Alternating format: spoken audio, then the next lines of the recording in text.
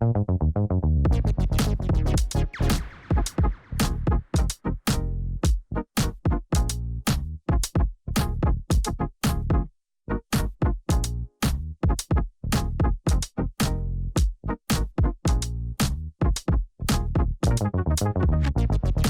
buenas tardes, ¿cómo están?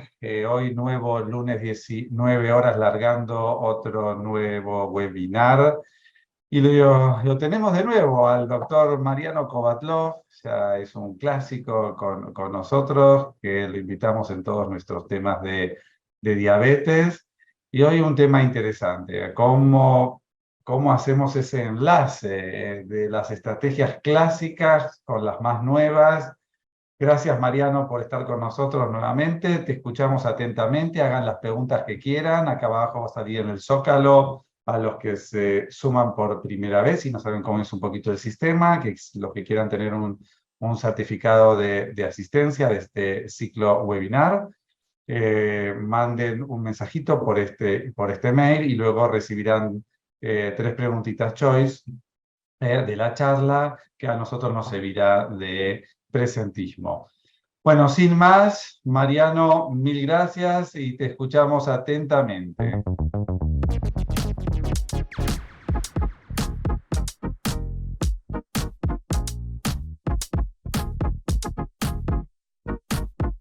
Gracias, Marcelo. ¿Cómo están todos? Bueno, esta es un poco una charla que es interesante porque la condición del país creo que va a meritar esta charla y van a ver más adelante por qué.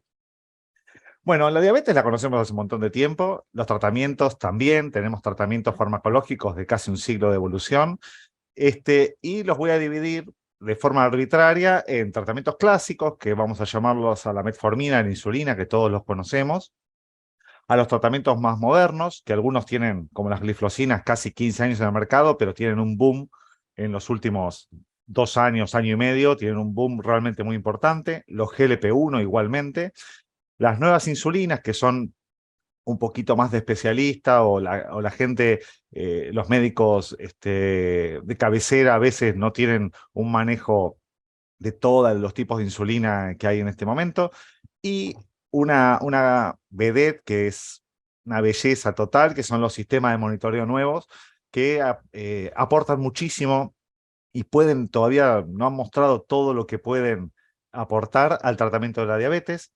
Y después hay tratamientos de transición, que son las últimas generaciones de sulfonilureas, los IDPP4, que fueron unos medicamentos que al principio prometían mucho y se fueron quedando, y las glitazonas, que tuvieron un pequeño traspié y quedaron tambaleándose ahí en el limbo de los tratamientos.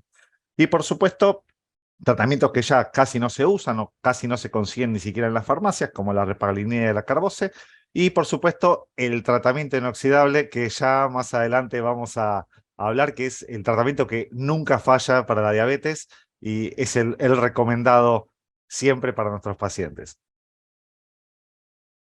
Bueno, vamos a repasar un poquito sobre los tratamientos clásicos. La metformina es un tratamiento súper conocido por todos nosotros. Se aplica más que nada en diabetes tipo 2. El mecanismo de acción es reducción de la resistencia insulínica hepática. Hay que tener simplemente cuidado con la función renal, que cada vez somos más laxos con ese tema. O sea, primero apenas había leve deterioro de la función renal, se suspendía. Ahora hasta clearance de 30 no habría problema en utilizarlo, siempre y cuando se monitorea el paciente y ¿cómo se llama? Las condiciones del paciente para darlo o no darlo, para tener cuidado también en la administración de contrastes, en las situaciones críticas donde hay hipoperfusión y podría haber acidosis láctica, y en los pacientes, sobre todo los adultos mayores o en los tratamientos de altas dosis de metformina o los tratamientos prolongados, ir controlando relativamente, digamos, cada 1 o 2 años, porque los depósitos son altos, la cantidad de vitamina B12 que tenemos en nuestros pacientes. La gran ventaja es barato. Es fácil de usar y todo el mundo lo conoce, tanto los pacientes como los médicos. Entonces es un medicamento bastante extendido. La insulina es el tratamiento, creo yo, de la diabetes, tanto sea la insulina del paciente, la cual la vamos a manejar con los hipoglucemiantes orales y con medicación oral o inyectable, que ya como los GLP-1, o el tratamiento exógeno, que es con la administración de los diferentes tipos de insulina que vamos a ir charlando más adelante. Nunca falla, siempre es una cuestión de hacer el tratamiento adecuado, un tratamiento a medida. Es extremadamente versátil si se saben utilizar diferentes tipos de insulina. Requiere entrenamiento tanto del médico para identificar qué cambios son los útiles para el paciente y también requiere muchísimo entrenamiento del paciente y su entorno para el manejo con seguridad y con muy buenos resultados. El principal cuidado de la insulina son las hipoglucemias, el aumento de peso también, si es mal utilizada o si el paciente sobrecorrige, va a tener mayor incidencia de aumento de peso. Es caro, es un medicamento caro, pero tiene subsidio estatal del 100%, por lo tanto es sin costo para los pacientes. Puntualizo lo de caro porque muchas veces este tipo de tratamientos, cuando tienen subsidio o están completamente cubiertos, los médicos pensamos que son gratuitos y se genera un montón de gastos al sistema de salud que en este momento está un poquitín estresado. Un tema con respecto a la hipovitaminosis B12 que me encantaría resaltar, vos ya lo dijiste muy bien, pero si encima el paciente toma un inhibidor de la bomba de protones, a ver, con más razón todavía, quizás una o eventualmente 2 veces al año, tener algún control de la vitamina B12 y eventualmente su reemplazo. Sí, tenemos depósitos amplios de vitamina B12. Generalmente, si un paciente tiene unos buenos niveles de vitamina B12 medidos, tenemos casi 2 años de depósitos. Entonces, salvo que el paciente ya venga con una deficiencia, en general no hay grandes problemas. Después, el otro tema es el tipo de suplementación, que No, es, a ver, el tema, ¿sabes por qué lo digo esto? Porque en realidad como son tratamientos a largo sí, plazo, claro. entonces uno va viendo, viste, estas cuestiones y va quedando como ahí en el tintero porque, bueno, obviamente toma muchos medicamentos, uno recuerda mucho de pedirle la hemoglobina glicosilada, pero no en el contexto es como para tenerlo de alguna manera en mente porque probablemente varios, lo que vos decís de verdad y a veces más de 2 años. O sea, los depósitos. O sea, alguien se hace vegetariano estricto, vegano, y tiene probablemente más de 5 años de Sí. probabilidad que después le empiece a bajar la vitamina B12. Pero estos son medicamentos que a veces lo toman un tiempo, después lo dejan, me refiero a inhibidores de la bomba, y después le pusiste metformina. Entonces, bueno, y ahí ya tenemos que viene con un toquecito bajo previo. Sí, después tenemos el tema de que muchos pacientes se automedican o se medican con antiinflamatorios con B12 y tenemos valores de B12 dando vueltas por ahí. Hay que analizar la situación bien y ver qué paciente tenemos adelante siempre. Obvio. Bueno, ahora pasamos un poquito a los modernos, que son los más divertidos para charlar, pues son más novedosos. Las glifosinas, que venimos charlando duro y parejo en los últimos webinars con la doctora Linares y sobre insuficiencia cardíaca y yo sobre insuficiencia renal. Están indicadas en diabetes tipo 2 por ahora, son normoglucemiantes, no son hipoglucemiantes, tienen la gran ventaja, y ahora vamos a ver por qué es la gran ventaja, de protección renal y protección cardiovascular, ampliamente demostrada, y que ahora es la piedra angular prácticamente de los tratamientos. Vamos a ver en unas últimas diapositivas qué lugar están teniendo ahora, y es sorprendente el lugar que están teniendo en relativamente poco tiempo. En nuestros pacientes, sobre todo en adultos mayores, vamos a tener que analizar el estado del líquido extracelular para evitar hipovolemia o que tengan hipotensión ortostática, porque tienen un efecto natriurético, como cualquier diurético, como un diurético tiacídico. Es el mismo tipo de cuidado que tenemos que tener con estos medicamentos, sobre todo si el paciente ya viene con la presión súper controlada, ¿no? Quizá aflojarle un poquito el tratamiento de hipertensión y agregar esta medicación por el otro lado. Y No, después discúlpame, Maga, vos te referís el leg que tenga un leg normal o bajo, a eso, vos decís que eventualmente vos le estás dando algo que le va a favorecer la diuresis. claro, Y le puede favorecer a una hipovolemia, a eso te refieres. Exacto, un paciente que está en peso seco, un anciano polimedicado que ya toma un diurético, si le vamos a agregar una glifosina que es natriurético y glucosúrico, puede ser que el paciente tenga mayor tendencia a la deshidratación. No es realmente algo muy importante, pero si el paciente es frágil o si el paciente está polimedicado, es un tema a tener en cuenta, y lo mismo que cuando agregamos tamsulosina. Puede tener algún tipo de efecto hemodinámico y el paciente puede necesitar que modifiquemos un tratamiento preexistente como el antihipertensivo.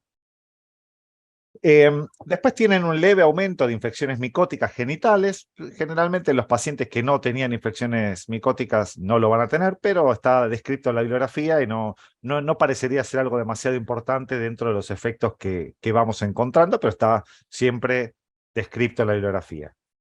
Son moderadamente caros y tienen cobertura, diferentes tipos de cobertura. Ahora cada vez la cobertura está un poquito, si lo ponemos como medicación crónica, varias obras sociales lo toman, otras un poquito más difícil, pero lo van tomando y hacen descuentos hasta el 70%. Y después los inhibidores de la GLP-1 son medicaciones inyectables, están en el mercado hace bastante tiempo, fueron mejorando, pasamos de el exenatide, el liraglutide, ahora el semaglutide, que es de aplicación semanal inyectable, y ahora en otros países está el semaglutide vía oral, que acá todavía no hay ni perspectivas de que venga, pero elimina una de las barreras más importantes de este tipo de tratamiento, que es la vía de administración. Se utilizan principalmente en diabetes tipo 2, también se utilizan en diabetes asociada o no, perdón, en obesidad asociada o no a diabetes y en hígado graso. No están indicados para tratamiento de hígado graso per se, o sea, si encontramos un paciente con hígado graso, no está indicado indicarle GLP-1 como primera alternativa. Se utiliza en pacientes más comprometidos que solo tienen hígado graso, básicamente. Pero si el paciente tiene diabetes, obesidad y hígado graso todo junto, que es un combo bastante frecuente, sí están indicados y casi de primera línea. Reducen el riesgo cardiovascular, sobre todo en pacientes con enfermedad vascular ya establecida. Se pueden adicionar a cualquier otro tratamiento, a casi cualquier otro tratamiento. Y lo, lo más, algo muy interesante, pero por ahora quedan interesantes, es que están llegando los duales, que son los agonistas HIP GLP-1, que tienen un efecto sobre el descenso de peso que es casi comparable con la cirugía bariátrica. El único temita de los duales es que si el costo de los agonistas GLP-1 es caro, los duales es carísimo. Por ahora, los únicos pacientes que se le logró poner duales es pacientes que los ingresamos en algún protocolo de investigación para que les brindan la medicación gratuita, pero por ahora es bastante difícil por el costo de los mismos. Después tenemos dentro de los tratamientos más modernos, las nuevas insulinas, se usan en diabetes tipo 1 y tipo 2. Está la insulina semanal, que es una insulina basal, que tiene la gran ventaja de la comodidad, o sea, que el paciente se aplica una sola inyección por semana, pero tiene el tema de la poca plasticidad.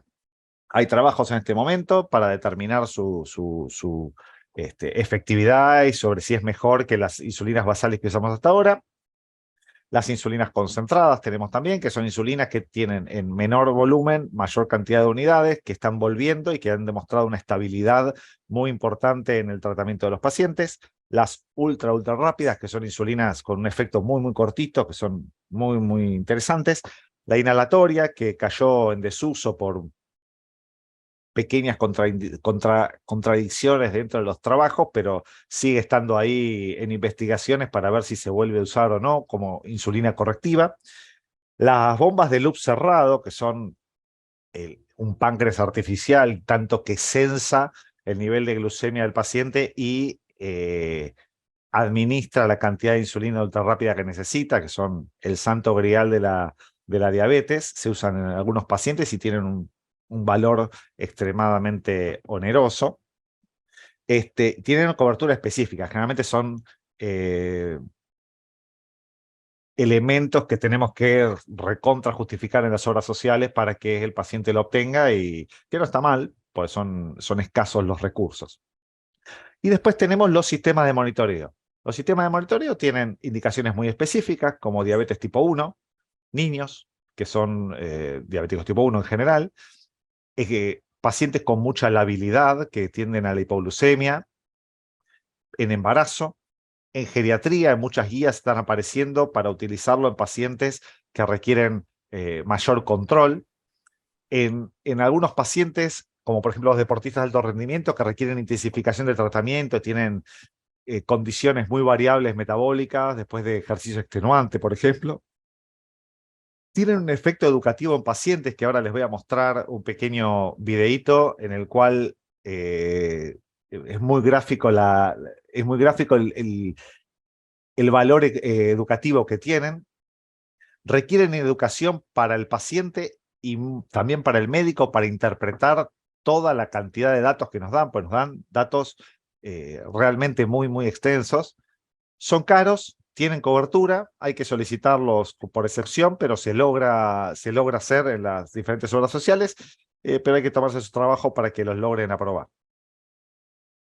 Bueno, en los tratamientos de monitoreo continuo, los elementos de monitoreo continuo, nos entregan un informe como este. Quería mostrarle para que vean que son informes complejos, que tienen mucha cantidad de información y que hay que ver varias cosas. En este gráfico que vemos acá abajo tenemos la media, que es este numerito que está acá. Este es el rango objetivo donde nosotros queremos que esté el paciente, y vemos que en esta primera parte del día, a la mañana, en la madrugada, tiene hipoglucemias, y vemos que hacia la noche termina, en general, pues vemos varios gráficos superpuestos, termina muy arriba. Entonces, vamos a buscar diferentes medidas que nos da esto, que son el TIR, que es el tiempo en rango, el TAR, que es el tiempo arriba del rango, que tiene valores específicos para lograr el tratamiento, que es menor al 25% de las tomas, y el tiempo arriba del rango, arriba de 250, tiene que ser menor al 5%. Y después lo mismo con el tiempo bajo del rango. Tiene que ser menor al 4%, porque somos menos tolerantes a las hipoglucemias que a las hiperglucemias. Y las hipoglucemias severas tienen que ser menor al 1% de las veces. Con todo esto se puede interpretar moderadamente bien estos informes, y se pueden tomar decisiones muy, muy valiosas para nuestros pacientes, además de que nuestros pacientes van a tener que saber interpretar en tiempo real los datos que van sacando para ir corrigiendo sus tratamientos, sobre todo de insulina. Mira, hay una youtuber, el otro día me lo mostró mi hija, que ella te explica qué comer según esto. Entonces dice, comí la fruta luego de la comida tradicional. Entonces, ¿cómo le va? ¿Y cómo le va? Este es otro youtuber. Claro, acá te lo traía. Bueno, No lo... es tremendo, o sea, el efecto que tiene cuando vos ves y decís, no, comé la fruta, no si la tomás en ayunas te genera un pico el jugo de naranja, y no es lo mismo si te comiste una mandarina, que genera menos pico. Es espectacular. Un paciente diabético tipo 1, joven y moderadamente lúcido, vos le das un monitor continuo y el paciente sabe más de diabetes que vos después de un mes. Sabe qué hacer con todo. Sabe que se come medio poroto y se tiene que poner tanta insulina. Es impresionante. Este youtuber se llama Blood Sugar King. Es un deportista, no es diabético, pero está obsesionado con el tema del índice glucémico. Este es un videito de 1 minuto que ahora les voy a mostrar sobre arroz blanco y arroz integral. Okay, I'm now going to test 1 cup of brown rice on my NutriSense glucose monitor. All I'm doing is adding some Redmond real salt. 2 hours later. Okay, so this is what happened when I ate brown rice. As you can see, it spiked up. So here's the comparison between the white rice and the brown rice. As you can see, they are pretty much identical, both spiking up to about 130 and then slowly coming back down. So in the last video, I tested the resistant starch method on the white rice. Basically, I cooked the white rice, left it in the refrigerator for a full 24 hours, microwaved it, then ate it, and this is what happened to my blood sugar. So I'll be testing the same method on brown rice. If you need help, make sure you check out my profile and follow for the next test. Okay, I'm now going to Bueno, I'm now going to denle me gusta y suscríbanse. Bueno, el paciente, en nuestras redes, por supuesto. Acá el youtuber muestra claramente lo que es el índice glucémico y cómo cambia, depende de cómo cocinamos el arroz. O sea, probó arroz integral, arroz blanco, que mostró las dos curvas diferentes, y después mostró la curva de arroz blanco cocido, enfriado y recalentado, que aplanó la curva completamente. Eso es fantástico. Si el paciente tiene un poquito de ganas de aprender, con esto aprende en serio qué le hace bien y qué le hace mal en un mes. Es impresionante y hay que ponerle mucho énfasis al tema de educación de los pacientes, sobre todo para darles ¿cómo se llama? El empoderamiento para manejar su patología. Bueno, Cuando lo hace otro que tiene el problema, ¿entendés? Cuando tiene el otro que tiene el problema y lo ves tan entusiasmado como en este video, viste, eso tiene un poder de enorme para cambiar hábitos. además los pacientes apenas vienen, pues, la típica de la dieta es que la galleta de arroz hace bien. Y la galleta de arroz es casi como comerse una cucharada de azúcar. Tiene un índice glucémico muy, muy alto. Entonces, cuando los pacientes empiezan a monitorearse, que en verdad no se monitorean con las tiritas porque se tienen que pinchar 15 veces, con esto se pueden controlar en tiempo real y ven todo lo que les pasa. Y el paciente solito empieza a poner proteínas en la comida, empieza a cambiar arroz blanco por arroz integral, empieza a recalentar las comidas con almidones porque baja el índice glucémico. Solos aprenden. Es impresionante. Si le explicas, aprenden más rápido. Pero si no les explicas, también aprenden muy rápido en el manejo de qué comida le hace bien y qué comida le hace mal. Y te vienen y te dicen, doctor, tomé alcohol y se me fue todo al cuerno. Y es genial. Realmente es muy, muy interesante. Bueno, después esto los denominé tratamiento de transición. Son tratamientos que por algún motivo están o perdiendo incidencia en el tratamiento de la diabetes, pero por algún motivo se quedan, ¿sí? Entonces, por ejemplo, las sulfonilureas, la segunda generación, se usan más que nada en diabetes tipo 2, no, perdón, más que nada no, se usan solo en diabetes tipo 2 y en diabetes tipo MODI tipo 1 y 3. Se relativizó el aumento de peso que presentan en los últimos trabajos, sobre todo con mejores controles. No aumentan tantísimo de peso, pero no son medicaciones que ayuden a bajar. No tienen efectos extraglucémicos, que este es el gran talón de Aquiles en este momento de estas medicaciones, pero son muy potentes para bajar el azúcar, la glucemia, y son muy, muy fáciles de usar porque tienen que tomar una pastilla con un vaso de agua y nada más. El gran problema son las hipoglucemias y una ventaja también no desdeñable en nuestra realidad es el precio. Por otro lado tenemos la pioglitazona, que también es un medicamento barato, que cayó en desgracia después de un par de publicaciones. Tiene un mecanismo de acción muy, muy interesante, que es la reducción de la resistencia insulínica periférica, no como la metformina, que era hepática. Tienen mejoría sobre el hígado graso. Hay que tener cuidado con la incidencia de cáncer de vejiga, que aumenta mínimamente, pero es uno de los warnings que tiene la administración de esta medicación. La osteoporosis, que tiene mucha importancia dentro de los pacientes geriátricos. Y la insuficiencia cardíaca, sobre todo la insuficiencia cardíaca silente, porque si la administramos a un paciente puede llegar a tener este aumento del volumen por retención de líquido. Y presentan una ligera ganancia de peso de los pacientes. En general, yo reservo la pioglitazona para pacientes más gorditos y más jóvenes, que en general en pacientes adultos mayores trato de no utilizarla, más que nada para simplificar las cosas, básicamente, el seguimiento de los pacientes. Hay que tener mucho cuidado con los efectos adversos en general de todas las medicaciones, porque muchas veces presentar un efecto adverso hace que el paciente tenga desapego por el tratamiento, le empiece a tener miedo al tratamiento o no tenga ganas. Entonces hay que tener bastante cuidado y hay que tratar de explicarle todo al paciente para que no tenga esos efectos adversos o si los tiene no se asuste. Y los IDPP4, que son una medicación que cuando empezó era muy, muy tentadora, era linda y prometedora y si la mirás por afuera parece igual a los GLP-1, pero después pasó que, bueno, quedaron relegados al tratamiento de la diabetes tipo 2, tiene un efecto muy, muy discreto en la mejoría de la hemoglobina glicosilada. Yo lo uso más que nada para pacientes adultos mayores por la poca cantidad de efectos adversos que tienen, y lo uso para cuando necesito hacer pequeños cambios en el tratamiento y me alcanza la modificación que logran del patrón metabólico. Tienen muy pocos efectos adversos, tienen un muy buen perfil de seguridad y son relativamente baratos también para utilizar. Y después, bueno, viene el tratamiento inoxidable les dije antes, que les prometí antes, que es la actividad física regular, la mejoría de la masa muscular y los hábitos dietarios saludables, que es el único tratamiento que nunca perdió su primer lugar en todas las guías de tratamiento desde que se inició el tratamiento de la diabetes. Este es el tratamiento de la diabetes y no hay con qué darle. Pero es el más difícil de que nuestros pacientes inicien y sobre todo mantengan.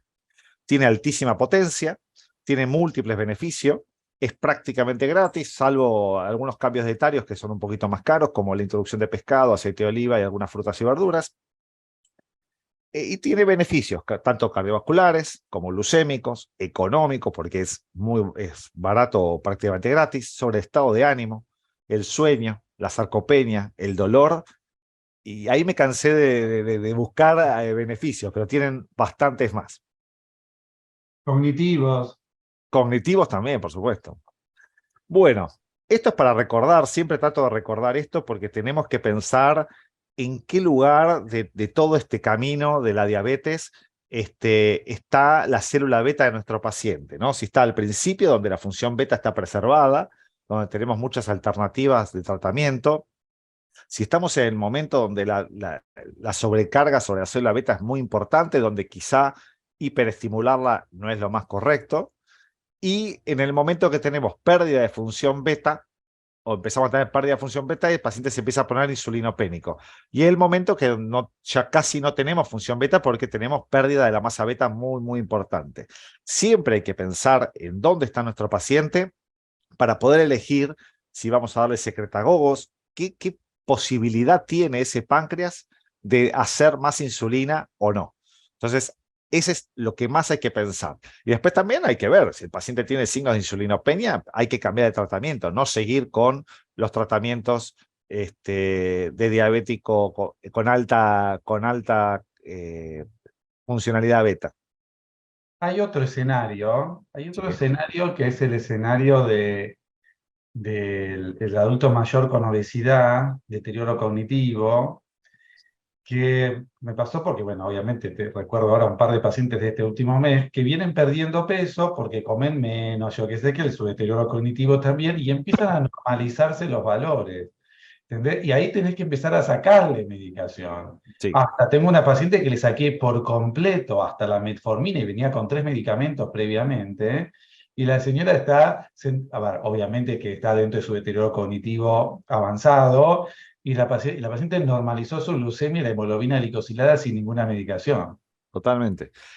Generalmente son esas mejorías que no son buenas, o sea, es una mejoría por otros deterioros. No, por eso mejoría, a ver, estamos hablando No, de la parte glucémica. de la parte glucémica, Glucémica. cuadro general, obviamente que está en un deterioro cognitivo muy avanzado, obvio, desde ya. Pero Totalmente. como te digo, porque veo este cuadrito, entonces yo me imagino también ese escenario. Sí, esa señora probablemente esté acá, o sea, esa señora está moderadamente avanzada en su diabetes, pero probablemente como perdió muchísimo peso y muchísima resistencia, mejoró.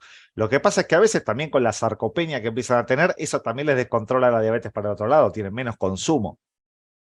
Y aparte le hacen la comida, sí, a ver, le hacen una comida totalmente dietética, digamos, ¿no? Bueno, y la otra es que como no tienen autosuficiencia, y vienen, le dan toda la comida, y a veces le dan la comida bien, pero a veces le dan la comida mal, pues le dan todo procesado en un puré, por ejemplo, y tiene un índice glucémico altísimo. Entonces son todas un montón de cosas que hay que tener en cuenta, Claro, básicamente. son diferentes, claro, está buenísimo porque son diferentes escenarios que te vas a encontrar.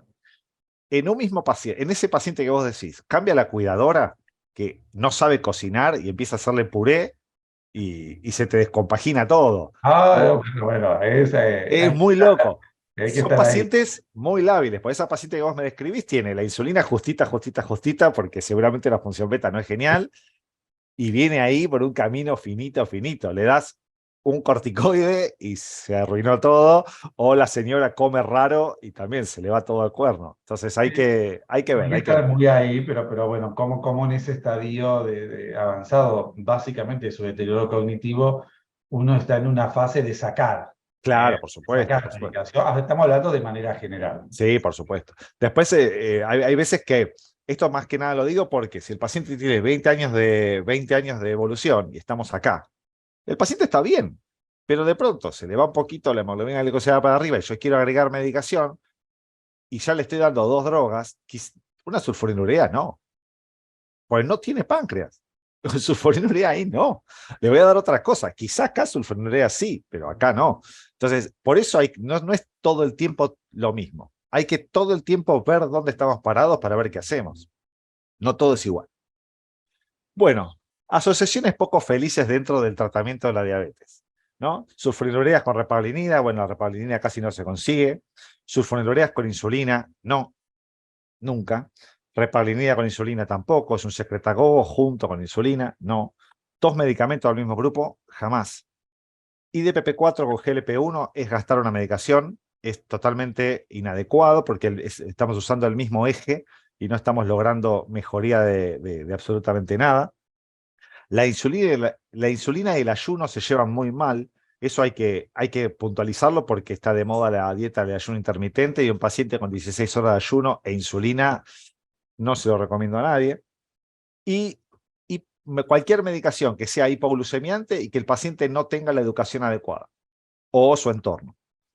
Este es creo que la asociación más frecuente de todas y es terrible y generalmente con material educativo que podemos tener prescrito, que se lo mandamos al mail del paciente, el paciente le abrimos un mundo. Y por ejemplo, darle la descripción de qué es un hidrato de carbono al paciente, que nosotros lo damos por entendido, le decimos los almidones. El paciente no sabe lo que son los almidones. Y hay que darle ejemplos y saber qué es un almidón. Y el paciente apenas lo entiende, empieza a hacer las cosas mejor en general. Bueno, el consenso de la ADA del 2023, que hizo un consenso extensísimo y con muchos, muchos cambios, sobre todo en el enfoque completo de la diabetes. En este caso, lo hicieron más que nada un enfoque centrado en el paciente y no tan centrado en los objetivos de glucemia.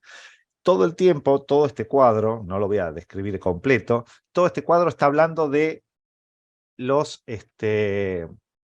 tratos que hay que hacer con el paciente, las explicaciones que hay que tener con el paciente, los objetivos consensuados con el paciente, la idoneidad del tratamiento, buscar consenso para ver qué objetivos son los que buscamos con este paciente y que el paciente esté de acuerdo, que la familia esté de acuerdo y que sepamos cuánto va a durar, qué cosas lo van a cambiar. Está centrado en la información y en la aceptación bidireccional entre el médico y el paciente.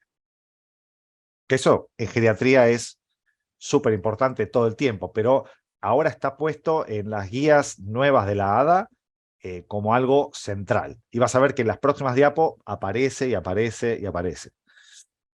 Bueno, acá mismo habla sobre la intensificación y desintensificación del tratamiento y de los objetivos, sobre todo de hemoglobina glicosilada, dependiendo, por ejemplo, los riesgos de hipoglucemia, el tipo de enfermedad que tiene el paciente, la expectativa de vida, las comorbilidades, si ya tiene o no tiene enfermedad vascular establecida, la preferencia del paciente. Acá vuelve a entrar el tema de los tratos con el paciente y las explicaciones, y los recursos y la red de contención que tenga el paciente. ¿Sí? Entonces hay muchos condicionantes que nos van a hacer elegir qué tipo de objetivos glucémicos objetivos metabólicos voy a estar buscando. Ahora van a entender por qué me corregí en eso. Esta es una vieja diapositiva que usamos en uno de los primeros webinars. que habla sobre los pacientes frágiles o en diferentes estados de fragilidad y cuáles son los objetivos terapéuticos en base a hemoglobina glicosida que vamos a utilizar, ¿sí? Entonces, vemos la escala, esta escala es una escala visual donde se ve claramente el estado de fragilidad del paciente y cuáles son los objetivos que vamos a ir buscando para evitar el deterioro y el sobretratamiento de nuestros pacientes. Este es la nueva guía de tratamiento de diabetes de la ADA. Antes, todas las guías eran metformina y después vemos. O sea, metformina y después le damos algo. Ahora no. Ahora es, ¿qué paciente tengo? ¿Qué le puedo ofrecer aparte de bajarle la glucemia? Porque bajar la glucemia ya sabemos cómo hacerlo. ¿Qué le puedo ofrecer? Y por ahí voy a empezar. Entonces, si yo tengo un paciente que tiene enfermedad cardiovascular establecida, la primera línea son GLP-1 y eventualmente ICGLT2, o sea, las gliflosinas. Después, en los pacientes que tienen insuficiencia cardíaca, tanto de función sistólica disminuida como conservada, porque ahora en los últimos trabajos también dieron beneficio en insuficiencia cardíaca conservada. La elección son las gliflosinas nuevamente, los inhibidores del cotransportador sodio-glucosa renal. Si el paciente tiene microalbuminuria positiva por más de 3 meses y tiene un clearance disminuido por más de 3 meses, se considera enfermedad renal crónica y si no tiene otra causa y es solamente por diabetes, también la indicación va a ser los ICGLT2 o gliflosinas. Eventualmente, si no logramos los objetivos glucémicos, después de lograr estos objetivos de control cardiorrenometabólicos, vamos a pasar a metformina y al resto de las medicaciones. Si no tengo nada de todo esto, o sea, de insuficiencia cardíaca, enfermedad vascular establecida como ACV, infarto, o insuficiencia renal, sí puedo empezar con metformina, que es las antiguas guías, por decirlo de alguna manera. Siempre viendo de hacer cambios de hábitos de vida, ejercicio, ¿sí? Y evitando la inercia clínica. La inercia clínica es la poca capacidad, la no toma de decisiones en el correr del tiempo de los médicos con respecto a sus pacientes. Entonces, nos dice acá arriba, una de las primeras cosas, que evaluemos a todos los pacientes, que los evaluemos cada 3 a 6 meses y reevaluemos completamente el tratamiento para ver qué necesitan en ese momento. Y después, si no logramos, después de todo esto, los objetivos que nos habíamos propuesto, empezar a ver si tenemos que derribar algún tipo de barrera sociocultural o social, o en la casa, los cuidadores, usar monitoreos continuos, como dijimos antes, y ver qué es lo que se nos está trabando para lograr los objetivos. Es muy interesante esto porque, a ver, ¿qué paciente nuestro, mayor de 80 años, que le pedís eventualmente un ecocardio, no tiene falla diastólica? Entonces, como que de alguna manera cambia el paradigma de atención desde el punto de vista de la atención primaria. O sea, me refiero a con qué empezamos. Cambió mucho eso es lo interesante y por eso usé estas guías para esta charla, porque las guías argentinas todavía no pasaron a este modelo, digamos, por obvias razones. O sea, este modelo es extremadamente caro y los pacientes no sé si pueden pagar un GLP-1 como primera opción. O sea, está limitado el acceso acá. Entonces también hay que... el impacto económico no es desdeñable en este tipo de tratamientos nuevos. Entonces, pasamos de un esquema donde estábamos centrados en la glucosa y las enfermedades vasculares y la enfermedad renal crónica eran como complicaciones de la diabetes, a tratar la enfermedad vascular y la enfermedad renal crónica como primera instancia y aparte lograr beneficios en la glucemia, que son los medicamentos nuevos que pasaron a ser casi primera línea, o sea, en pacientes afectados pasaron a ser primera línea. Entonces, es un cambio de paradigma, donde el centro del tratamiento de la diabetes pasó de ser glucocéntrico a ser enfermedad renocardiometabólica, céntrico. Es muy interesante, entonces nos basamos más que nada en ver qué más, además de bajarle la glucemia, le podemos ofrecer a nuestros pacientes. Y qué puede y qué quiere nuestro paciente para su tratamiento y para el resto de su vida. Realmente me parece que las glifosinas están en el tema de la ley de diabetes y eso, sí. Sí. Así que bueno. Algunas obras sociales ya dan los formularios con glifosinas dentro del formulario para marcar un tic y ya está. Pero hay muchas obras sociales que te lo piden todavía por vía de excepción. Ayer hice 4 papeles de vía de excepción para glifosina.